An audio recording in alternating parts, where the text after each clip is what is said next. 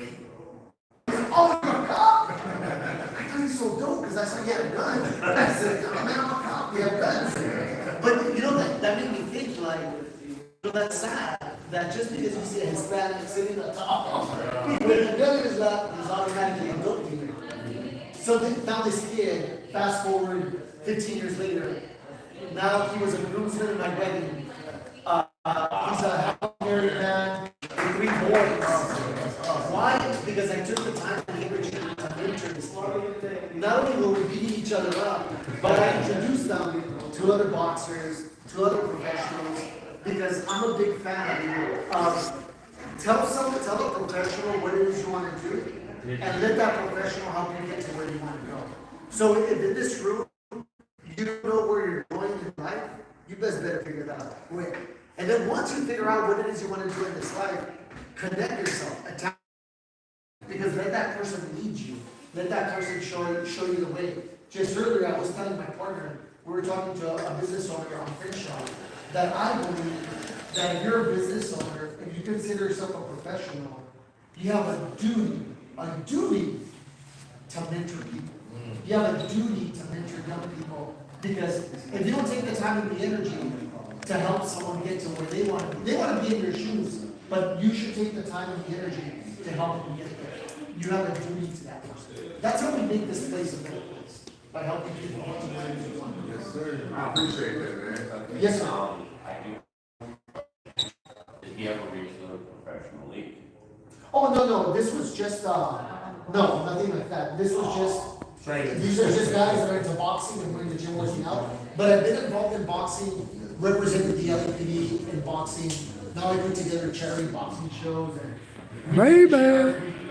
You put them in front of us, we're gonna beat them.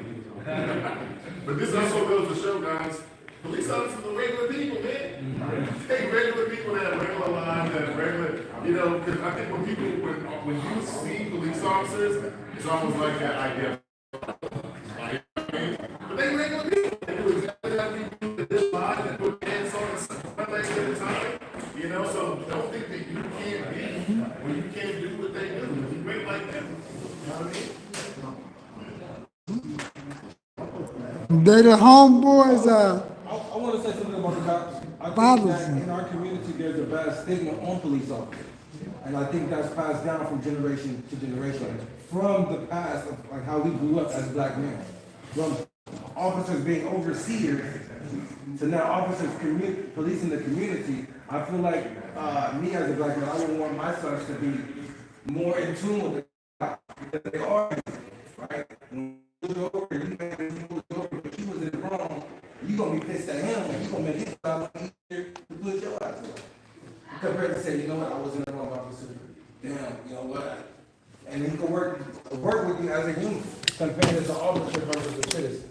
And I think that if we have a better understanding with that, my dad is an officer, my uncle's an officer, my grandpa was an officer. He was a good guy. Yeah, my uncles. You know what I'm saying? Now we know how to treat our police officers in our community. And I think that can bridge the gap between the community and the police officers. And that's perfect.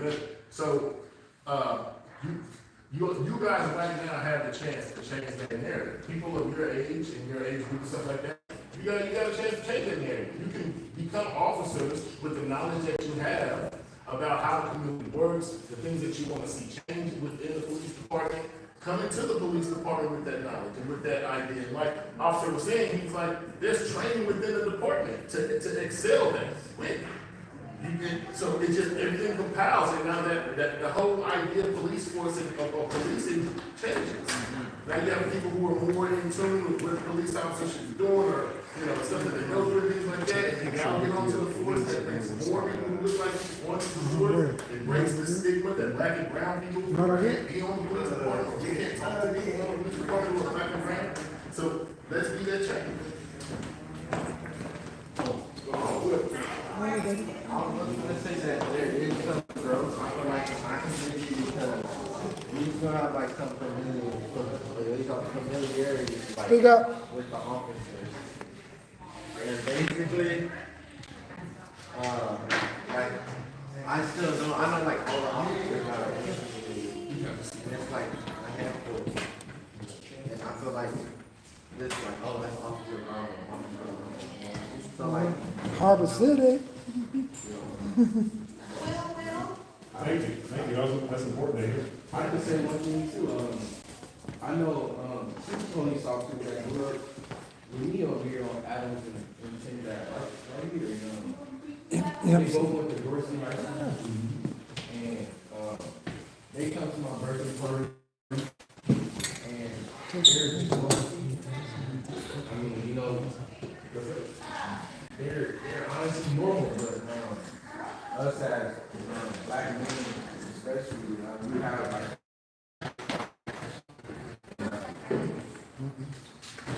we need to ask more questions, or men in general. If there's no questions, and that's what I try to tell people is, you know, the more you talk and the more you ask questions, the more you know. You're supposed to be a sponge, you're supposed to absorb all the good stuff, and bring out the bad stuff. So I always try to put it that way, with, you know, us as men, no question would come and, actually. So over here. When you first learn how to ride a bike, it was scary as hell. You probably was like, man, I don't know if I want to do this, but the more you did it, the more you rode that bike, the more you knew the ins and outs of the bike. You was like, you became confident. Now you talk a little less conversation, and you walk away like, damn, it was cool. Thing any of you guys can do is to speak to a police officer first. Oh, it's a great thing to do. Because they're not expecting it. If you see a cop, speak to them first and see their reaction. Because they're gonna be so nervous, then it's gonna come down. And it is.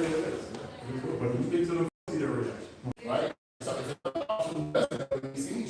now there's a back and forth between you guys, and then the situation comes. The more you connect with the people who police your neighborhood, the more you ask questions, the more you get to know them, understand where they're coming from. The biggest thing is to put yourself using empathy, take yourself in the shoes of the person that you're looking at. If you can do that throughout life, then a lot of things can be understood very easily. Using empathy. This person, what is he going through? Hey, guys, I want to say, so I know you have a question, and then they gotta go in a minute, so, I wanted you to share, and then I'd like you gotta, then we're gonna take a picture, and then we're gonna go ahead and eat, and folks go ahead and start getting cuts, we got some games. Yeah, any question, brother? I just this is my first visit, and I'm completely honored to be with all of you here today. Brother, I thank you for the invitation. Talking about connections just for a moment. Officer Johnny talked about 49%. This is 46 in Alabama. This is 784. I'm from Mount Vernon. We moved. I went to Alabama Elementary and then Hamilton High School, but this is my neighborhood. And when we talk about practicing intentional civility, being kind on purpose, that's where we have to get in this relationship, particularly with these officers. I'd like to reverse the nomenclature. Versus to protect and serve, I'd like to have serve and protect. In my mind, that's how I always pursued. I grew up in Wilshire Division, started in Newton Street, but to really take a non-adversarial position, how can I serve, then protect, has just been my personal disposition. So it's like with AI. Everybody's afraid of AI because it's going to replace human beings. If you approach AI like a friend or a colleague, the results from it are greater. And so I've been an actor for 43 years, right out of this community. 4718 West Washington Boulevard, the huge Nate Holden Performing Arts Center. That's my theater. That's my theater for the last 18 years. So being able to come from that soil of 784 East 46th Street between Avalon and McKinley, every continent except Antarctica I've been on to work as an actor. And it is my joy to be here to share anything I have with all of you. And I'm honored to meet the two of you, and I'm my homie right here, Johnny. I'm really, really, really pleased, and I want to just thank you from the bottom of my heart for including me. I wouldn't want to be anywhere else on this particular Thursday. And you talked about loving being single. I can't remember being single. I'm married with 3 children, but again, it's my joy.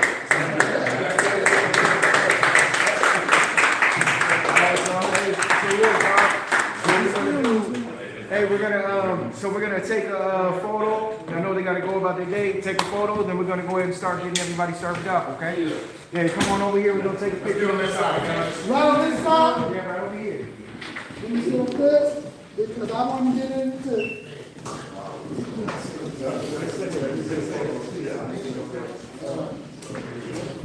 Yeah, you there. You there. You there. So you gonna